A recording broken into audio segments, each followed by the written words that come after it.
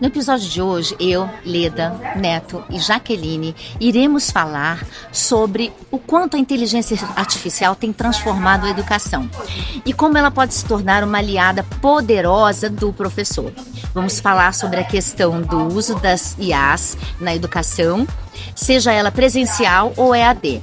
Vamos falar sobre inclusão e o papel insubstituível do docente nesse novo cenário. Jaqueline, o que você tem a nos falar e acrescentar sobre educação e também sobre a inteligência artificial no papel da educação moderna? Eu tenho percebido que nos últimos anos, ou melhor dizendo, né, gente, no último ano, houve uma necessidade muito grande, né, do professor entender melhor sobre, e aí eu falo, não somente os professores, como somente os estudantes, né, e principalmente como utilizar a IA. Porque a IA está à nossa disposição. Mas a minha preocupação é realmente de fazer um uso correto, um uso coerente, um uso ético a respeito da IA. Então, por exemplo, hoje, na educação aqui do Distrito Federal, por exemplo, nós temos na EAP, né, um curso que houve, né, as vagas totalmente esgotadas, a gente tem Aba MEC, então assim, eu senti, por exemplo, a necessidade de procurar mais a respeito. E eu acho que ajuda muito, no sentido de pesquisa, hoje a gente costuma dizer, e tem muito site na internet que chama já a IA de novo Google, né? Então hoje a gente perdeu um pouco mais esse costume de pesquisar no famoso dicionário, o pessoal chamava do pai dos burros, né, o Google, com a questão da IA. Mas eu ainda tenho a preocupação das informações que são veiculadas, porque muitas das vezes a gente encontra inclusive erros. Então às vezes você está ali pesquisando, falando de alguma lei específica, quando você vê, a gente estava até falando aqui, artigos que não são coerentes, às vezes ele traz que aquilo é uma verdade absoluta. Se você compreende aquele assunto que está sendo mencionado, você percebe, às vezes, que tem um erro ali, mas muitas das vezes não. Quando você quer, realmente, eu quero saber sobre isso, o que é isso? Não, ele traz ali informação e ele traz vários gaps, né? A direção, ele traz vários direcionamentos, o que você quer saber a respeito daquele assunto. Então, pode ser de uma maneira muito ampla, pode ser de uma maneira muito específica, mas eu acho que no uso da IA na educação para os estudantes, ela precisa ser delimitada. Ela não pode ser assim, haja eterna. Então, antigamente, como a gente vem de uma época mais tradicional, né? Todos nós somos da escola, a gente tinha aquele costume de ir à biblioteca, abrir a Barça, quem não lembra da Barça, né? Abrir a Barça, pesquisar em livros, aí tinha um trabalho todo braçal de ver realmente o que é que delimitava daquele tema, o que a gente ia realmente raspinhar, escrever. Hoje você percebe que em questão de 1 minuto, a pessoa tem tudo aquilo que a gente às vezes demorava horas pesquisando, horas procurando ali à disposição. Então acho que é um recurso importantíssimo, necessário. Hoje, inclusive, a gente pode perceber que a UNB, né, que é a nossa Universidade Brasileira, ela vai começar a ofertar curso de IA. Então não tem como falar assim, eu não quero usar IA. Eu vejo exatamente isso. Quem não hoje, qualquer profissão, seja ela qual for, desde um artista, que às vezes a pessoa acha que não tem nada a ver com IA, até uma pessoa que vai mexer com área até de cálculo, né? Falamos assim, de um outro universo. Quem hoje não fizer uso da inteligência artificial realmente está dando um passo atrás. Eu vejo que tem muitas pessoas ainda também com receio, acomodadas, mas eu falo para vocês do meu uso cotidiano, eu acho que me ajudou e muito. Mas, como eu também já até coloquei um ponto, a gente tem que tomar cuidado, porque a depender, a gente desenvolve menos o nosso raciocínio. Porque se você não tiver ali um limite do que você quer usar IA, acaba que ela te dá ali tudo, né, todo o que você precisa de fornecimento. Eu acho que tem que ter um limite do que você precisa para IA, né? E principalmente a questão da cópia, quando a gente fala da questão dos estudantes, você não pode simplesmente soltar um tema, o estudante entregar para você exatamente o que está na internet, porque isso não é um trabalho. Trabalho, né, o próprio nome fala trabalho. Mas hoje eu pensando em questão de IA, pensando em formações de professores, pensando na formação dos nossos próprios estudantes, eu acho que precisam ter o quê? Questionamentos. E questionamentos próprios do indivíduo para que ele reflita, para que ele raciocine, para que ele escreva, não algo que eu consiga encontrar na internet. Que ele faça, né, o uso para ele ter conteúdo a respeito do conceito.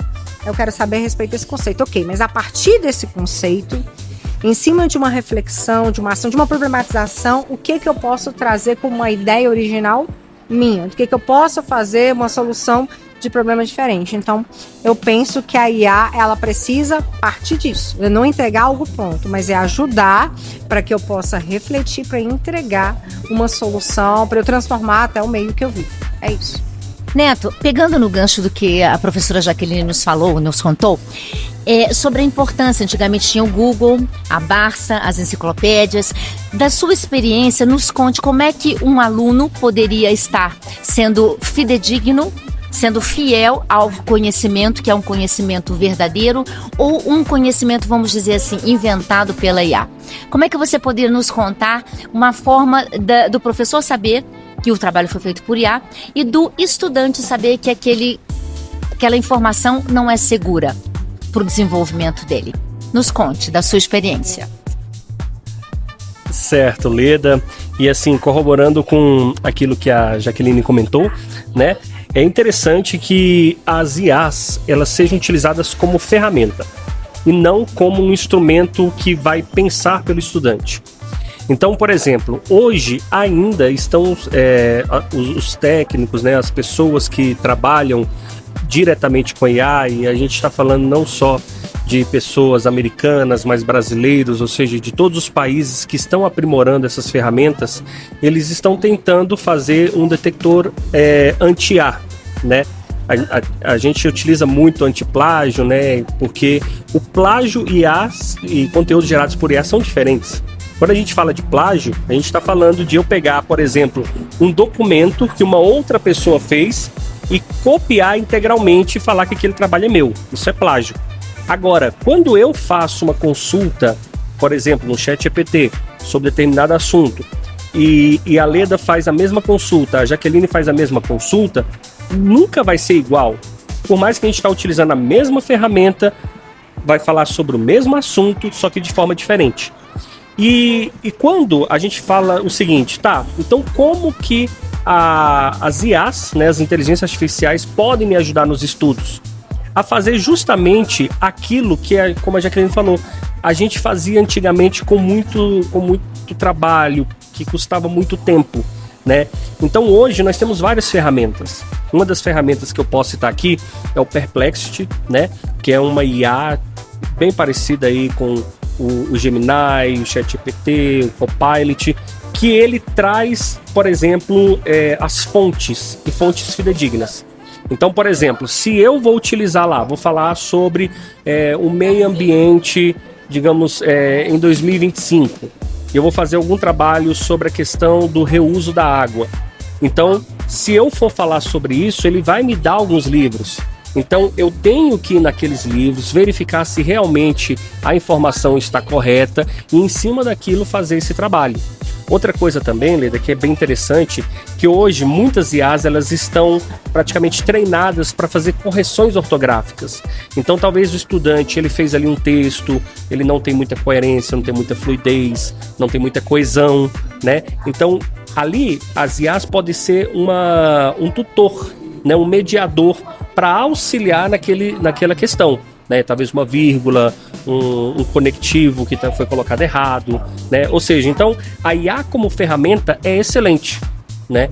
E o professor ele não pode ter medo de ensinar aos seus estudantes utilizar de forma correta, porque hoje muitos professores eles têm esse medo, eles querem proibir. Era como no passado, né? Quando assim que saiu a internet, muitos tiveram esse medo, né? Depois perceberam que poderia ser algo interessante, né? Muitos até hoje pedem para fazer o trabalho escrito, né, à mão, mas a gente tem que ver que as coisas estão mudando. Inclusive, até hoje, quando a gente fala, por exemplo, de educação técnica e profissional, que é o nosso caso, né, que a gente pega muitos estudantes que estão ali realmente engajados para ir para o mercado de trabalho, para o mundo do trabalho, né? Ali, quando a gente vai ver os tipos de requisitos para o emprego, muitos já estão pedindo já esse requisito, ou seja, uso de inteligência artificial. Então isso, mais que uma recomendação, é uma obrigação de nós professores, né, na IPT, já ensiná-los como utilizar essas ferramentas, né? Não só na disciplina, na unidade curricular de informática, mas sim em todas as disciplinas, né? A gente mostrar de que forma a inteligência artificial pode nos ajudar. Excelente. Então, por tudo isso que foi dito agora, eu recomendo, eu aconselho vocês a pesquisarem. A professora Jaqueline nos falou que na UNB já tem um curso sobre IA. O professor Neto nos disse agora das diversas maneiras de você detectar, de você se aproveitar das IAs para você fazer o seu trabalho, fazer uma correção do trabalho, fazer informações e às vezes coisas que acontecem lá do outro lado do mundo você já está ligado e você pode captar todas essas informações com as IAs. Então, as IAs, no momento, não vêm para substituir o professor, muito pelo contrário, vêm para ajudar. É mais uma ferramenta de estudo, uma ferramenta que você pode chegar no seu estado desejado, na sua pesquisa, na sua fonte de informação, com muito mais rapidez, fluidez e precisão do que era antes. Então, meu convite para você e um desafio. Hoje mesmo, procure uma das inteligências artificiais que foram citadas pelo professor, Perplexity, Gemini, ChatGPT, Copilot. Inclusive Copilot é muito utilizado pelos professores da rede pública como ferramenta gratuita.